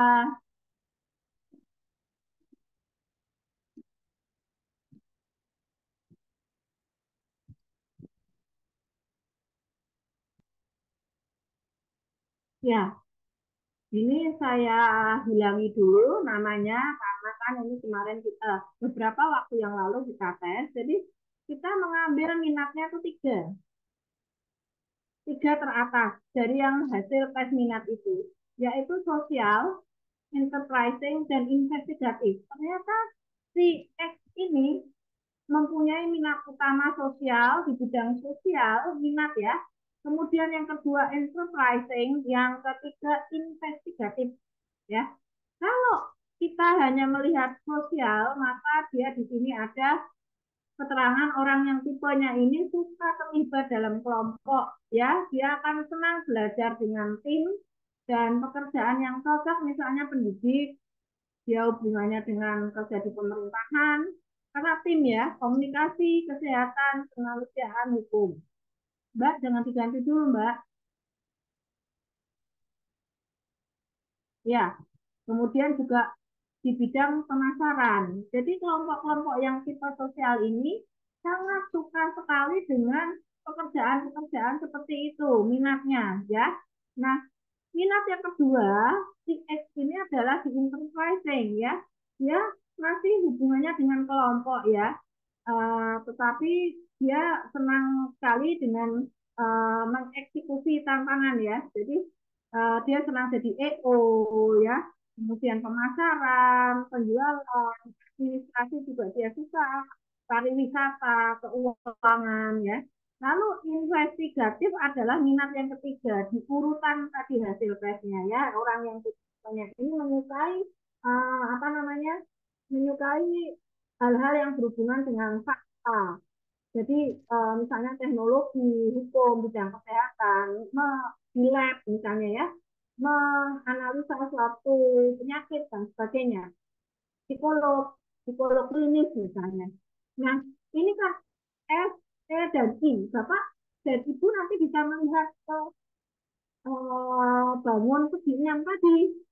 Yang utama S, yang kedua E. Apakah ini S dan E itu kalau kita lihat dari uh, apa segi 6 berhubungan atau tidak? Atau berseberangan? Kalau berhubungan, berhubungannya kuat atau lemah. Kalau berseberangan berarti dia itu aku memilih, masih bingung. Yuk sekarang S dan E kita bisa lihat nanti ya.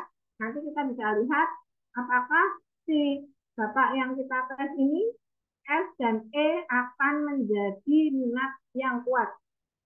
Nah, sekarang kita tahu kan di mana dia lebih cocok di bidang apa. Kemudian di halaman berikutnya Mbak Sipa akan memberikan apa namanya kita untuk tes bakat ya.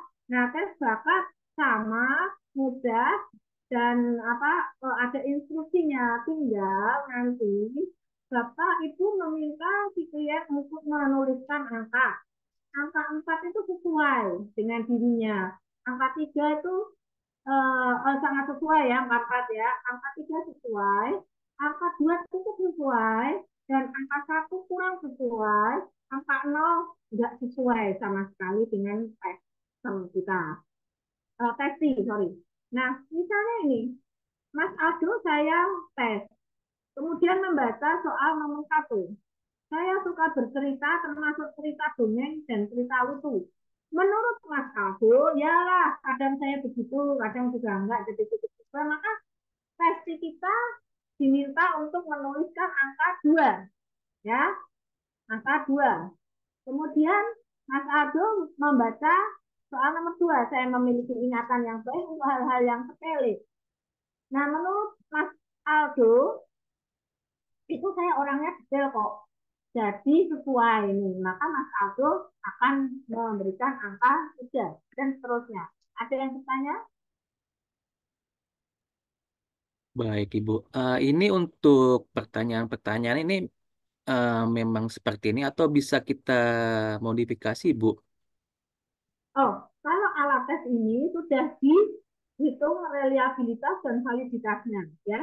Jadi memang sudah melalui penelitian, sudah melalui uji uji sampling ya. Jadi nggak boleh diganti karena memang ini sudah membuat satu validitas sendiri. Nah, nanti hasilnya adalah di halaman berikutnya, Mbak Sipa. Kita sedang kita sedang me, apa namanya mengukur talenta atau bakat ya. Bakatnya Mas Aldo itu gimana sih? Nah, ternyata bakatnya Mas Aldo itu kecerdasan atau logistik ya, matematik. Ini hampir sama loh di bakatnya Mas Aldo. Ini yang nomor satu adalah logis matematik. Di minatnya kalau tidak salah pasti nomor 2. Jadi tidak berhubungan secara negatif ya. Jadi Mas Aldo ini nanti bisa bekerja di hal-hal yang berhubungan dengan matematik ya, entah itu di pasir, entah itu yang berhubungan dengan apa ya, tergantung dari bidang pendidikan juga. Yang kedua, kecerdasan interpersonal. Nah, kebetulan di Mas Aldo juga tadi minatnya ada satu, nomor satu adalah sosial, sosial atau sosial ya. Jadi masih ada hubungannya. Jadi dengan adanya dua tes ini sangat menjawab beberapa pertanyaan tadi, bagaimana mengetahui kecerdasan untuk minat dan bakat. Nah, kita sekarang melihat pada halaman 2, Mbak Siva, sebelumnya ini, Mbak Siva, matematik dengan interpersonal ya. Ya, yang sebelumnya,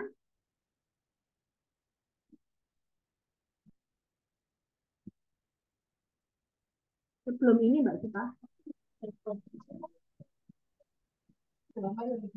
Yang ini Bu. Sebelumnya ini. Nah, ini uh, coba kita amati ya. Ini kan tesnya untuk tes minat. Nah, tes minat itu ada nomor satunya sosial, nomor duanya enterprising. Kalau Bapak mau lihat, Bapak Ibu, apakah ini pemilihan minatnya kuat atau masih ragu-ragu? Nanti maka kita bisa melihat di segi 6. Segi 6 ini sosial S dan E ya. Coba Mbak Siva lihat di materi yang hanya gambar saja, Mbak Siva, segi 6. Materi yang saya sudah kirimkan hanya gambar saja.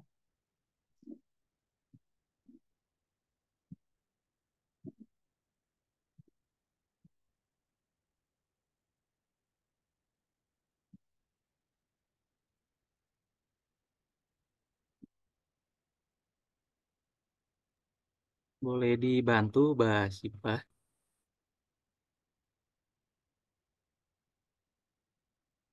Yang segi 6 tadi loh, kita lihat ada bangun segi 6. Materi sudah saya kirimkan ya beberapa waktu yang lalu itu yang hanya gambar saja. Yang heksagonal tadi, Mbak. Yang heksagonal, Mbak. Mbak, udah saya kirim, Mbak. Bisa dicek, Mbak Sipa. Terima kasih Pak Budi.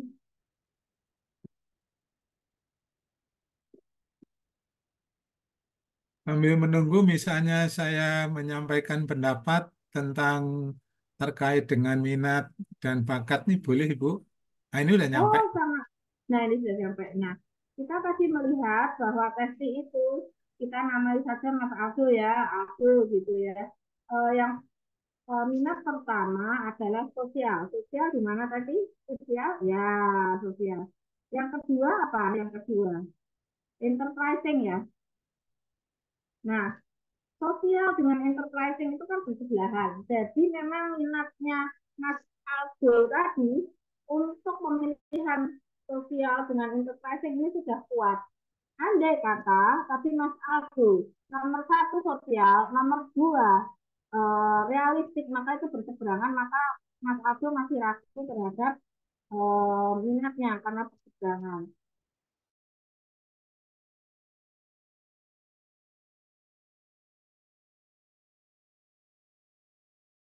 Teman. Nah, kita itu heksagonalnya. Monggo, ada yang mau bertanya, Pak Budi?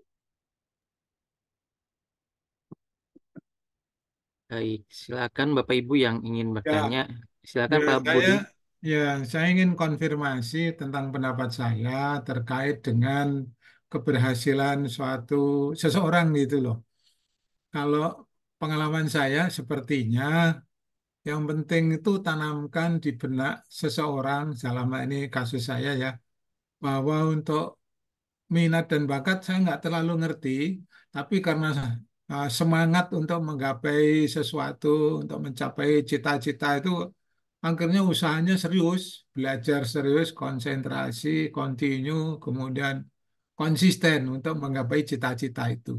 Sepertinya itu yang paling pokok, Bu, menurut pendapat saya. Karena pengalaman saya, ketika saya lulus S1 itu kan di bidang teknis, bikin desain konstruksi, cerucuk dan lain sebagainya.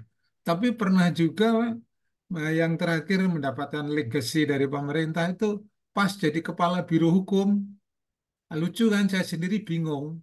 Tapi waktu itu motivasi saya semangat tuh karena ingin dapatkan legacy, pengakuan dan keberterimaan bahwa lembaga di mana saya berada itu mendapatkan posisi yang kuat tidak gampang dibubarkan.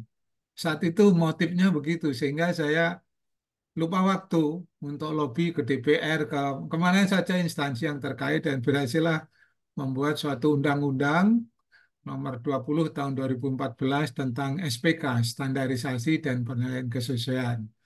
Nah, dari pengalaman itu dan dapat wirakarya dari pemerintah ya. Kalau saya PNS, dapat wirakarya dan pangkatnya sampai 4E, nggak ada yang lebih dari tinggi itu kan sesuatu banget bagi saya. Saya orang desa yang seperti itu. Jadi minat atau bakat itu saya nggak terlalu paham. Yang penting semangat untuk menggapai mendapatkan pengakuan dan keberterimaan. Permasalahannya adalah bagaimana menanamkan cita-cita untuk keberhasilan yang anak saya misalnya itu sehingga menyebabkan semangatnya luar biasa menggebu-gebu sehingga berhasil. Itu yang menurut kita ya, menurut saya, karena minat bakat asal diasah terus menerus konsisten berdoa dan berusaha sekuat tenaga sepertinya oke-oke itu berhasil. Ini pendapat tanpa teori Bu, cuman pengalaman karena keterpaksaan ingin mendapat pengakuan. Waktu SD juga gitu, saya pengen jadi insinyur kayak Soekarno. Itu saja yang mendorong sehingga saya belajar. Minat bakatnya nggak tahu, pokoknya semangat nggak tinti. Ini mohon maaf nggak bermaksud pamer, tapi pengalaman saya seperti itu. Saya backgroundnya teknis S1, S2 manajemen, tapi ya itu pernah jadi kepala biro hukum dan berhasil membuat undang-undang. Jadi dengan pengalaman itu sepertinya yang penting-penting itu yaitu menanamkan kepada junior, kepada anak-anak, mau menjadi apa kamu. Lalu ekosistemnya ditunjang, dan kalau kebetulan saya itu orang dari pinggiran ya, petanya nggak ada Bu, waktu saya SD di lokasi saya itu. Itu ya itu tadi, belajar bahasa Inggris misalnya. Itu karena semangat dan pengen mendapatkan pengakuan global, tanpa biaya bisa banyak itu di Jakarta itu di orang-orang bule yang mau berteman dengan kita, yang sharing gitu tanpa bayar bisa gitu Bu. Mohon maaf loh ini sekali lagi mohon maaf. Ya, ya. Sih. Oke, terima kasih sekali pencerahan yang sangat bagus dari Pak Budi, Pak Budi Harjo. Sebelumnya saya memberikan komentar baik. Saya ucapkan selamat kepada Pak Budi yang sudah mencapai capaian itu ya. Belum tentu semua orang mempunyai semangat seperti Pak Budi ya. Jadi memang saya melihat itu betul. Tetapi memang di Pak Budi tadi sempat ada satu kalimat yang diutarakan dua kali. Saya ingin ada legacy. Saya ingin ada pengakuan. Nah, pengakuan dari lingkungan itu yang membuat minat Bapak semakin menjadi sehingga menjadi satu motivasi untuk apa ya? Kalau ini ada tantangan, maka saya harus selesaikan, maka saya harus capai, bukan sebagai hambatan. Nah, legacy dukungan dari lingkungan itu yang menyebabkan minat Bapak meraih meraih setinggi mungkin. Apabila tidak ada dalam tanda petik positif ya, ini mendapat posisi atau apa mungkin tidak terlalu dihargai, mungkin Bapak juga tidak akan berpikir seperti itu. Seperti itu Pak, kira-kira ini. Jadi boleh pendapat seperti itu Bu ya. Oh, sangat boleh karena memang mendukung teori sehingga betul minat Bapak itu kelihatan sekali didukung oleh lingkungan. Entah itu saat dihukum, entah itu di bidang hukum, di bidang teknikal, di bidang apapun juga, ketika lingkungan mendukung, maka minat Bapak akan semakin menjadi kuat dan menjadi energi. Seperti itu. Seperti tadi Jadi di teori. Ya. kalau Betul, menurut saya selamat bahkan Pak Budi. bahkan kita harus menciptakan lingkungan yang kondusif gitu loh menurut saya ya. Tapi ya nggak tahu lah ini Iya, cuma pengalaman pribadi. Ketika saya mau belajar bahasa Inggris nggak bisa, waktu sekolah di Bogor itu ya akhirnya ya kerjasama dengan Bogor Tourism, lalu kita mendirikan Bogor Youth Tourism Association, sehingga peluang untuk belajar langsung dengan bule sebagai apa itu eh, apa itu sebagai turis guide. Di situlah belajar bahasa Inggris. Jadi nggak basa-basi, grammar dan lain sebagainya, tembak langsung aja gitu. Bonek Bu, maaf, ya bonek. aplikatif ya. Iya, aplikatif sangat menarik, sangat menarik. Justru memang pasti kalau Bapak dilihat, kalau secara teori dan saintifik pasti kelihatan nanti bakatnya di mana. Tetapi ketika minat Bapak itu didukung dan ada target, maka ketika menjadi energi itu akan lebih mudah tercapai dan bukan menjadi tantangan gitu ya. Tapi malah bukan menjadi hambatan, tetapi tantangan ya. Mungkin itu yang bisa saya komentari Pak di Harjo. Terima kasih. Kita kaum muda ini kan lebih banyak mendengar dari yang tua, yang senior ya. Seperti itu. Terima kasih. Monggo Mas Abdul. Presentasi saya sudah selesai. Demikian Bapak Ibu, terima kasih atas partisipasinya. Semoga nanti dengan dibuatkan grup kita bisa saling mengisi bagi yang ingin mencoba alat tes bisa langsung connect dengan saya nanti juga ini sudah program jadi langsung bisa saya bimbing juga gitu. Terima kasih Mas Aldo, Mbak Sita yang sudah bantu. Baik, terima kasih Bu Oti atas pemaparannya webinar di pagi hari ini. Baik, terima kasih. Nah, terima kasih juga Pak Budi untuk sharing-sharing pengalamannya nih Pak Budi. Baik, Yang baik. penting membuat energi positif yang membara itu sepertinya itu. Siap, Pak. Iya, siapa? Ya, Baik. Izin Mbak Sipa untuk slide ah, penutupnya Mbak. Mohon izin Pak, apakah sudah tidak ada tanya jawab lagi atau lanjut ke materi penutup. Bisa lanjut ke materi penutup, Mbak Syifa. Baik, Pak. Hmm. Mohon izin saya buka materi penutupnya. Mohon sebentar ya Bapak Ibu.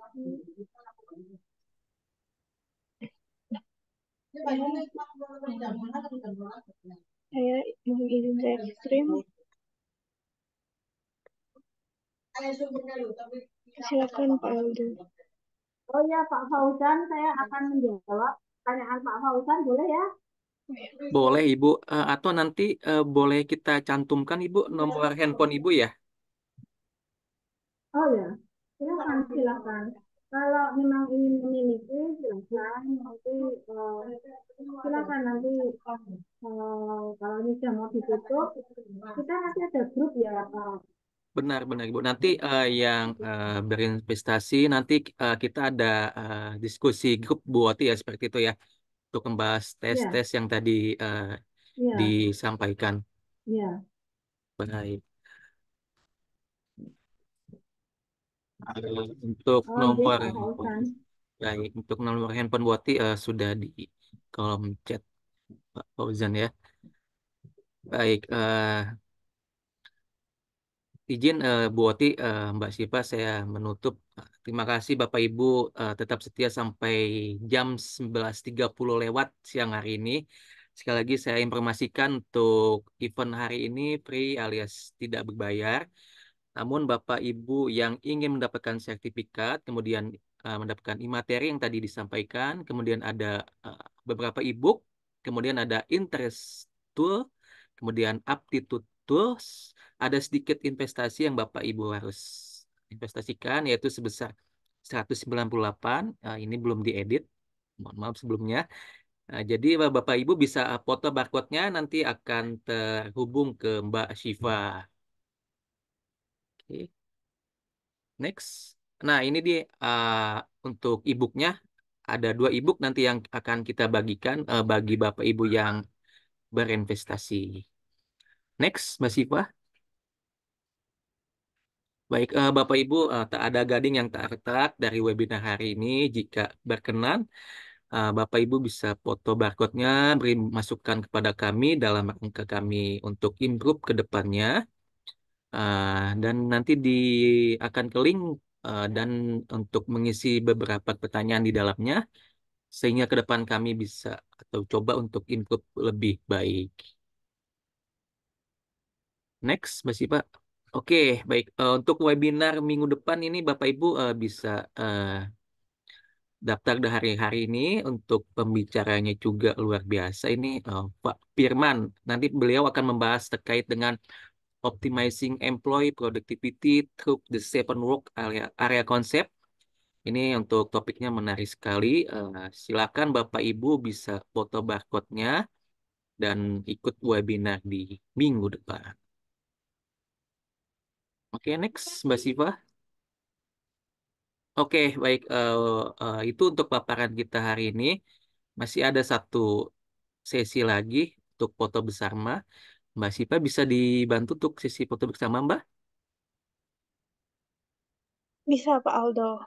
Baik, Bapak Ibu, saya mohon izin bagi Bapak Ibu yang bisa membuka kamera, dipersilakan untuk membuka kamera karena kita akan foto bersama. Di sini ada satu slide. Saya hitung ya, Bapak Ibu. Untuk yang pertama, satu, dua, Pak Budi, satu. Pak Ika Sinawan, Oh ya, boleh. Siap. Di sini ada Pak Sayid yang baru membuka Pak kamera. Fauzan, halo, Pak Sayid, Saya Pak hitung nih. Supratiwi, Yeni, Saya hitung ya, Bu Oti dan Bapak Ibu semua. Satu, dua, ya, tiga. Boleh yang kedua lagi. Saya hitung. Satu, dua, tiga.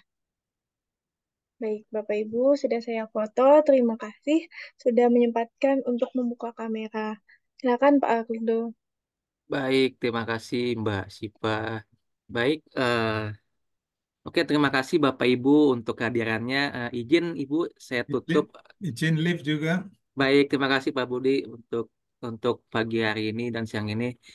Salam Oke, selalu. Terima kasih izin terima pamit. kasih Pak Sampai Syed, jumpa Pak Sabtu Suci. depan. Terima kasih Pak Budi, Ya, Pak makasih, Oti, Pak makasih. Said. Terima Terima kasih Pak kasih. Said. Oke, Terima Mbak kasih. Sita. Terima Terima Ditulis kasih ya. kasih, Pak Bapak Ibu. Fauzan, Bu Pertiwi, Pak Yang Zain. tidak terjawab, terus ya. Baik Ibu, terima kasih, terima kasih. Oke. Izin Terima kasih, tulis. Bu Oti. Terima kasih, Pak Ya, Aldo. Mbak Sita.